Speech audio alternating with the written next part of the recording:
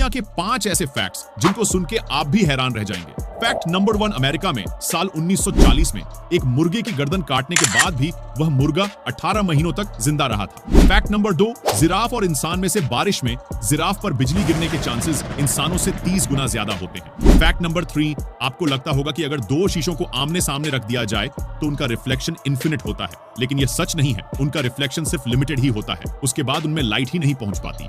Fact number 4, Finland दुनिया की सबसे हैप्पीएस्ट कंट्री है। फैक्ट नंबर 5, जब हम किसी भी चीज की स्मेल लेते हैं वो स्मेल एक लिक्विड के थ्रू पास होती है। और ऐसे ही मजेदार फैक्ट्स और नॉलेज के लिए चैनल को सब्सक्राइब करना ना भूलें।